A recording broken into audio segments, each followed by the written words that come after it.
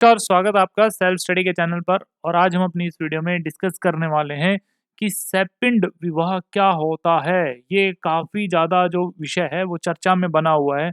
ये सैपिंड विवाह चर्चा में इसलिए बना हुआ है क्योंकि यहाँ पर एक डेफिनेशन आती है कि क्या हिंदुओं में जो चचेरे ममेरे जो भाई बहन होते हैं, क्या उनमें शादी हो सकती है, उनके बीच में शादी हो सकती है।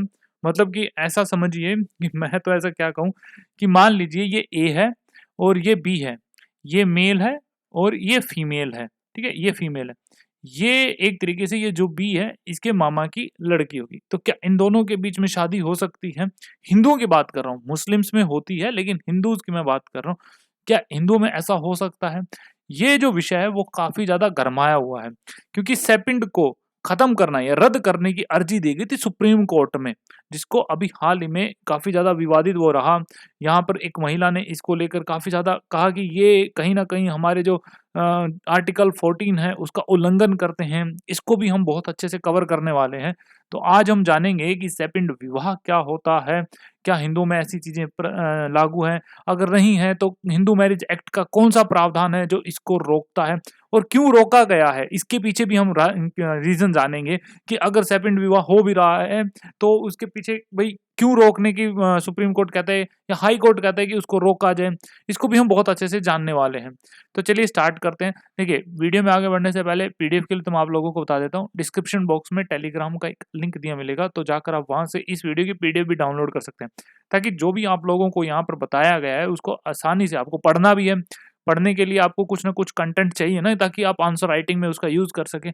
तो यहाँ पर आप उस चीज़ को क्या करेंगे कि पढ़ पाएँगे, उससे समझ पाएँगे कि कैसे चीज़ें लिखी जाती हैं। तो उन चीज़ों को आप अच्छे से रिवाइज़ भी कर सकते हैं। तो आप जाकर इस वीडियो की पीडीएफ भी डाउनलोड कर सकते हैं। तो चलिए शुरू करते हैं।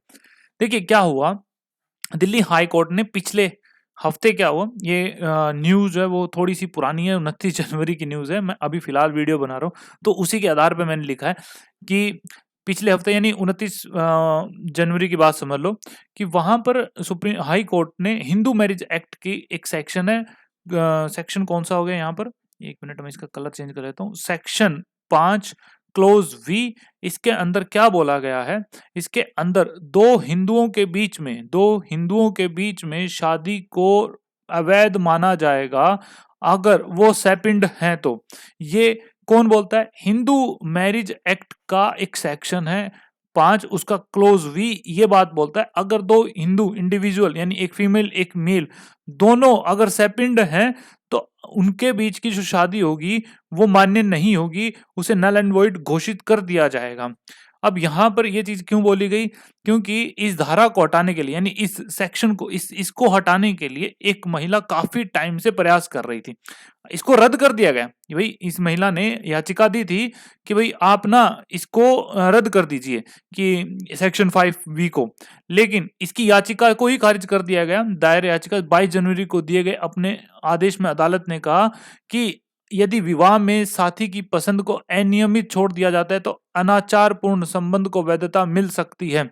सिंपल सी बात है कि भाई सुप्रीम कोर्ट ने हाई कोर्ट ने यह बात बोली कि आपके बीच में जो शादी हुई है वो सेपिंड है, क्योंकि आपके हस्बैंड ने, जो ये लेडी है इसके हस्बैंड ने 2007 में ये साबित कर दिया था कि इनके बीच में जो शादी हुई है वो सेपिंड है। सेपिंड होने के कारण यहाँ पर क्या हुआ, इन दोनों की शादी को नल एंड वॉइड घोषित कर दिया गया। और तब से लेकर ये कोशिश कर रही है लड़की या जो लेडी है, ये कोशिश कर रही है कि इनकी शादी को नल एंड वॉइड घोषित ना किया जाए। लेकिन हाई कोर्ट ने इनके जो मतलब कि जो याचिका थी इनके ऊपर पानी फेरते हुए कहा कि नहीं, आपकी शादी नल एंड वॉइड है, ये सेपिंड विवाह को खत्म नहीं कर सकते हैं। तो अब यहाँ पर आते हैं कि सेपिंड विवाह क्या होते हैं, हम इसको समझ लेते हैं।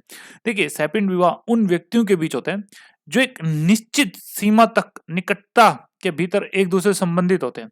इसको इंग्लिश में समझें कि sapinda marriage is one between individual who are related to each other within a certain degree of closeness। इसको एक डायग्राम के थ्रू भी मैं आप समझाऊंगा, पहले आप इस चीज को समझ लीजिए। एचएमए यानी हिंदू मैरिज एक्ट के प्रयोजनों के लिए सेपिंड संबंधों को अधिनियम की धारा 3 में परिभाषित किया गया कि सेपिंड क्या होता है। सेपिंड क्या होता है? इसको समझाया गया है सेक्शन 3 में, हिंदू मैरिज एक्ट के सेक्शन 3 में। और सेक्शन 5 क्या करता है? सेपिंड विवाह को रोकता है। सेपिंड क्या होता है ये समझाया गया है सेक्शन 3 में। सेपिंड विवाह को रोकने का काम कौन करता है? सेक्शन 5। क्लियर? दो व्यक्तियों को एक दूसरे का सेपिंड कहा जाता है यदि उनमें से एक सेपिंड संबंध की सीमा के भीतर दूसरे का वंशज है, या यदि उनके पास एक सामान्य वंशानुगत लगन है जो उनमें से प्रत्येक के संदर्भ में सेपिंड संबंध की सीमा के भीतर है। धारा यानी सेक्शन 3 क्लोज एफ का सब क्लोज 2 ये बात बोलता है। अब शायद आप लोगों को ये चीज समझ में ना आई होगी, सर ये क्या बोल दिया आपने, ये तो थोड़ी पेचीदा लैंग्वेज है। थोड़ा सब्र करिए, मैं आप लोगों को अभी इसको एक डायग्राम के थ्रू समझाऊंगा, बहुत अच्छे समझ में आएगा।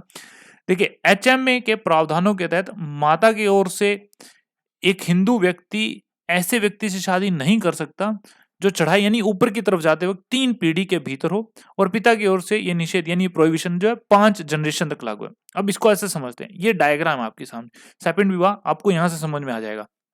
मान लीजिए ये मेल है, जैसे आपको दिखाया गया ना, ये मेल ये फीमेल, और ये जो जोन है ना ये सेपिंड जोन है।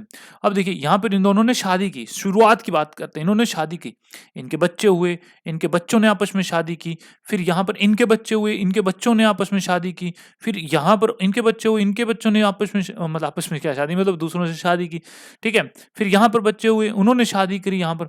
अब यहाँ देखिए, अब यहाँ ये जो जनरेशन आप देखेंगे ना, ये जो जनरेशन यहाँ पर जो जनरेशन आई, ऊपर की तरफ चलते हैं, ये फर्स्ट, ये सेकंड, ये थर्ड, ये फोर्थ और ये 5, 5 जनरेशन हो गई। यानी आदमी की तरफ से अगर बात करें, इस आदमी इसके जो पिता की तरफ से बात करें तो इसकी 5 जनरेशन को छोड़ा जाएगा। मतलब क्या हुआ, इनमें से भाई इनके भी बच्चे होंगे, कोई और बच्चा होगा, ठीक है, इसके भी बच्चे होंगे, इनके भी बच्चे होंगे, तो ये जो व्यक्ति है इनमें से किसी से भी शादी नहीं कर सकता। ये होता है सेपिंड विवाह में, जो यहाँ पर एक जो फादर की तरफ से बोला गया है कि 5 जनरेशन तक जो है वो कोई भी व्यक्ति अपनी अपने पिता की 5 जनरेशन में से किसी से भी शादी नहीं कर सकता यहाँ पर। अब यहाँ पर इनके बच्चे होंगे, अगर इनका गोत्र मिलता हुआ मिल गया, तो हम कहते हैं ना गोत्र क्या है, आपका गोत्र में सेम गोत्र में शादी नहीं हो सकती, तो ये वो वाली बात आ जाती है यहाँ पर। अगर इनके बच्चे हुए तो इनसे शादी नहीं कर सकता ये, तो ये बोला गया। अगर बात करें माता की तरफ से, तो माता की तरफ से ये 3 पीढ़ी तक चलता है, 3 पीढ़ी तक चलता है, यानी फर्स्ट जनरेशन, सेकंड जनरेशन और ये थर्ड, तो ये 3 पीढ़ी तक चलता है। अब क्या होगा कि इस डायग्राम, ये जो आपको सर जो स्क्वायर दिखाया गया है, ये जो आपको बॉक्स दिया गया है, इस बॉक्स से बाहर जो है वो कोई सब्जेक्ट होना चाहिए, तब उससे इसकी शादी हो सकती है। ये होता है आपके सामने सेपिंड विवाह। अब आई होप सो आप लोगों को समझ में आ गया होगा कि सेपिंड विवाह क्या होता है। देखिए, अगर ये मेल है, मेल ही है ये, अगर इस मेल को शादी करनी है तो अपने पिता की 5 जनरेशन इसको छोड़नी होगी, साथ ही साथ अपनी माता की 3 जनरेशन इसको छोड़नी होगी। इन 3 जनरेशन के बाद जो है, अगर कोई मतलब कि अगर अब इसके बाद अगली जनरेशन चलती है, तो आगे क्या कर सकता है कि यहां से कोई अगर मिलता है तो उसे वो शादी कर सकता है। ऐसा इसमें बोला गया है कि भाई 5 जनरेशन तक छोड़ दो, 5 जनरेशन के बाद आप शादी कर लो। अब ऐसा इसलिए बोला जाता है क्योंकि देखिए, आप अपनी ही ब्लड में शादी कर रहे हैं ना, तो उससे काफी ज्यादा जेनेटिक प्रॉब्लम आ जाती है। तो ये एक रीजन दिया जाता है, सुप्रीम कोर्ट, हाई कोर्ट की तरफ से ये रीजन दिया गया है कि अगर आप अपने ही ब्लड में, अपने ही खून के रिश्तों में शादी करेंगे तो उससे काफी ज्यादा प्रॉब्लम होती है, जेनेटिक्स प्रॉब्लम उसमें देखने को मिल सकती है। ये एक रीजन दिया जाता है। क्लियर? आई होप सो आप लोगों को अब समझ में आ गया होगा कि सेपिंड विवाह क्या होता है। अब इधर देखिए, अगर मैं आप लोगों को यहाँ पर ये फिर से डेफिनेशन पढ़ाऊं, दो व्यक्तियों को एक दूसरे का सेपिंड कहा जाता है यदि उनमें से एक सेपिंड संबंध की सीमा के भीतर दूसरे का वंशज है। तो अब आप उस डायग्राम को रिलेट करके देखिए कि क्या उस डायग्राम के भीतर किसी का रिलेशन आपको मिला, तो वो सेपिंड विवाह कहलाएगा भाई। क्लियर हुआ आपको? अब यहाँ पर इसकी, अब यहाँ पर समझेंगे, एक हिंदू मैरिज किसी ऐसे व्यक्ति से शादी नहीं कर सकता जो ऊपर की तरफ जाते हैं, चढ़ाई रेखा में, उसकी माता की तरफ से तो 3 पीढ़ी के भीतर हो, और पिता की ओर से वो कहाँ तक हो, 5 पीढ़ी तक लागू होता है। ये हो गया आपके सामने। सेक्शन 3 आपको समझ में आया, सेक्शन 5 समझ में आया, सेपिंड विवाह क्या होता है ये आप लोगों को समझ में आया। क्लियर हुआ? अब आगे चलते हैं। व्यवहार में इसका मतलब है कि अपनी माँ की ओर से, ये वही चीज होगी आपको, जैसे कि अब इसे अच्छे से रिलेट कर पाएंगे। ठीक है, माता की तरफ से तो आपको नाना नानी तक आपको देखने को मिल गया, और यहाँ पे दादा के भी दादा देखने को मिल जाएंगे, पिता की तरफ से वो 5 जनरेशन आपको देखने को मिलेंगी। क्लियर हुआ? अब क्या ये जो प्रोहिबिशन है या निषेध है, क्या इसका कोई एग्जम्पशन है? क्या कहीं छूट मिल सकती है इसकी? हाँ, मिल सकती है, डेफ़िनिटली मिल सकती है। एकमात्र अपवाद है, जब प्रत्येक व्यक्ति के रीति-रिवाज सेकंड विवाह की अनुमति देते हैं। भाई हिंदुओं में भी ऐसा होता है कि वहाँ पर सेकंड विवाह होता है। वो अपने चचेरे ममेरे भाई-बहनों से शादी कर सकते हैं। अब मैं ऐसा नहीं इसलिए नहीं बोल रहा हूँ कि भई मुस्लिम्स में ऐसा होता है। ये डेफ़िनिटली मैं आप लोगों को चीज़ें भी दिखाऊँगा कि दक्षिण भारत में आप देख लीजिए या उत्तर भारत में भी कहीं न कहीं ऐसी चीज़ें मौजूद हैं जहाँ पर सेकंड विवाह होता है। अभी उसके बारे में हम डिस्कस करेंगे। तो अब यहाँ पर क्या बोला गया है, देखिए, yes, the sole exemption is when the customs of each individual permits spend marriage. अब यहाँ पर देखिए कस्टम जो है अगर वो है उस वहाँ पर देखिए हिंदुओं में भी अलग-अलग अपने रीति-रिवाज चल रहे होते हैं। भाई कइयों में आपने देखा होगा कि शादी होती है, तो शादी होती है कहीं जो दुल्हन आती है तो उसके अलग तरीके से वहाँ पर रीति-रिवाज निभाए जाते हैं या दूल्हे के लिए अलग रीति-रिवाज निभाए जाते हैं। लेकिन आप देखिए हर एक का अपना-अपना एक कस्टम है और उस कस्टम में अगर वो चीज़ें चल रही हैं, तो वहाँ पर सेकंड विवाह हो सकता है। अब ये जो कस्टम है, इसको डिफाइन किया गया है सेक्शन 3 के क्लॉज़ ए में हिंदू मैरिज एक्ट के अंदर। अब ये क्या बोलता है? ये कस्टम ये बोलता है कि यहाँ पर लिखा होगा, इसमें कहा गया है, एक प्रथा को लगातार और समान रूप से लंबे समय तक मनाया जाना चाहिए। मतलब वो काफ़ी टाइम से वो चलती आनी चाहिए।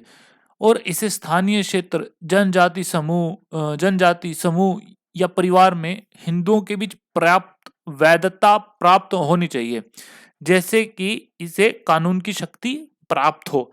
मतलब ऐसा नहीं है कि आप अभी से ही आप बोले कि हम तो सेकंड विवाह हमारे परिवार में शुरू कर रहे हैं। नहीं, ऐसा नहीं हो सकता। वो काफ़ी टाइम से चलती आनी ही चाहिए और वहाँ पर जो है लोग उस समुदाय के बीच में हिंदूज़ के अंदर भी कम्युनिटीज़ होती हैं। उस कम्युनिटीज़ के अंदर वो काफ़ी टाइम से पर्याप्त है, वहाँ के लोग उसको मान्यता देते हैं और कहते हैं कि हाँ, ये चीज़ हमारे अंदर चलती है। तो वो चीज़ वहाँ पर जो है उसे कस्टम कहा गया है। अब केवल ये चीज़ होने से ही सेकंड विवाह तो नहीं हो जाएगा। इसके अलावा क्या होगा कि देखिए, आप वो चीज़ कर रहे हो तो वो ऐसा नहीं हो कि वहाँ की जो सामाजिक जो या समाज है उसके विरोध हो वहाँ पर, कि भई वो विरोध उसके विपरीत हो, आप उसके विपरीत जाके शादी कर रहे हो या उस समाज में अलग चीज़ भड़क रही है उस चीज़ को लेकर कि भई आपने ऐसा क्यों किया? तो उस समाज में विरोधाभास बन रहा है उस चीज़ को लेकर, तो आप कह सकते हैं कि वो चीज़ नहीं होनी चाहिए। तो यही चीज़ बोली गई, ये निश्चित होना चाहिए और अनुचित या सार्वजनिक नीति के विपरीत नहीं होना चाहिए और किसी नियम के मामले में जो कि केवल एक परिवार पर लागू होता है, परिवार द्वारा बंद नहीं किया जाना चाहिए। मतलब कल को हुआ कि भैया हम अब बंद कर रहे हैं, ऐसा भी नहीं होना चाहिए। ये सारी चीज़ें होंगी तब जाके वो सेकंड विवाह जो है वो वहाँ पर वैलिड माना जाएगा। तो वहाँ पर उसको छूट दी जाएगी। ये हो गया आपके सामने। अब कानून को चुनौती क्यों दी गई? देखिए 2007 7 की बात है। महिला का विवाह जब तब अमान्य घोषित कर दिया गया जब उसके पति ने ये साबित कर दिया था कि वो दोनों जो है वो सेकंड विवाह है। उन दोनों ने जो किया वो सेकंड विवाह था। और यह कि महिला उस समुदाय से नहीं थी जहाँ पर ऐसे विवाह को मतलब ये जो विवाह किया गया सेकंड विवाह उसको मान्यता मिलती हो कि भाई यहाँ पर होता ही आ रहा है, ऐसा भी नहीं था। इस फैसले ने दिल्ली उच्च न्यायालय को चुनौती दी गई। अक्टूबर 2023 में उनकी जो अपील है उसको खारिज कर दिया गया था कि भाई महिला ने गई कि नहीं हमारी शादी को क्यों आप अमान्य घोषित कर रहे हो, लेकिन हाई कोर्ट ने इसको खारिज भी कर दिया। इसके बाद महिला ने सेकंड विवाह पर प्रतिबंध की संवैधानिक वैधता को चुनौती देते हुए कहा, उच्च न्यायालय का दरवाजा खटखटाया फिर से। उन्होंने तर्क दिया ये जो प्रथा का कोई प्रमाण न होने पर भी सेकंड विवाह प्रचलित है। देखिए इन महिला ने कहा कि देखिए आप बोल रहे हैं कि सेकंड विवाह आप दे सकते हैं, एग्जम्पशन भी हो सकती है। वहाँ पर आप कहते हैं कि ये सब चीज़ें होनी चाहिए कि वहाँ की कम्युनिटी में वो चीज़ चलती आनी चाहिए, काफ़ी टाइम से वो चलती चीज़ें आनी चाहिए। लोगों के बीच में ऐसा ना हो कि वो उसका विरोध करते हों, समाज के प्रति उसमें ऐसा ना हो कि वहाँ पर उसके खिलाफ वहाँ पर बात बोली जा रही हो, वैसा भी नहीं होना चाहिए। यानी किसी को ठेस ना पहुँचानी चाहिए या परिवार ऐसा ना हो कि उसको आने वाले टाइम में फिर बंद कर दे। ये सब चीज़ें नहीं हो, तब आप बोल रहे हैं कि वहाँ पर सेकंड विवाह हो। लेकिन कई जगह ऐसा भी है जहाँ उनके प्रमाण भी नहीं है लेकिन फिर भी वहाँ सेकंड विवाह प्रचलित है। ये महिला ने बात बोली हाई कोर्ट के अंदर। इसलिए जो सेक्शन 5 है उसका क्लॉज़ वी है, जो उसको रद्द करने पर ये इन्होंने बोला कि आप उसको रद्द कर दीजिए, जो ऐसे विवाह पर रोक लगाती है। अब उन्होंने साथ ही साथ बोला ये जो सेक्शन 5 क्लॉज़ वी है, ये आर्टिकल 14 के तहत भी एक तरीके से समानता का अधिकार है, उसका उल्लंघन ही तो करती है। ये बात महिला ने बोल दी, ये सब महिला बोल रही है। याचिकाकर्ता ने यह भी तर्क दिया कि जब शादी हुई थी तो दोनों परिवारों की सहमति से हुई थी। तो शादी को तो वैधता मतलब मिली हुई थी ना कि भई दोनों परिवारों ने मिलकर शादी की है वहाँ पर।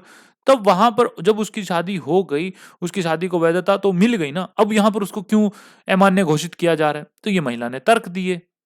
अब हाई कोर्ट ने क्या कहा?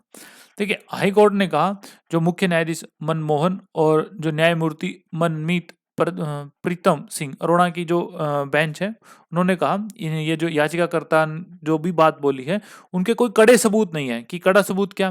कि आप बोल रहे हैं कि बिना प्रथा के ही प्रचलित है, कि कईयों में बताया नहीं होता, सेपिंड वहां चल रहा होता है, लेकिन आप उसको सही ढंग से पेश नहीं कर पाए हो हमारे सामने। साथ ही साथ आपने बोला कि आप कह रहे हो कि आपके अधिकार, आपकी समानता का अधिकार का उल्लंघन हुआ। आपने उसका भी कोई ठोस कानून आधार पेश नहीं किया, जिसके कारण हम आपकी बात पे गौर कर सकें या कह सकें कि हाँ, हम इस सेपिंड विवाह को बंद कर रहे हैं, मतलब सेपिंड को यहाँ पर रद्द करते हैं, सेक्शन 5 क्लोज वी को हम बंद करें। ऐसा भी हमें नहीं मिलता कोई ठोस सबूत। क्लियर?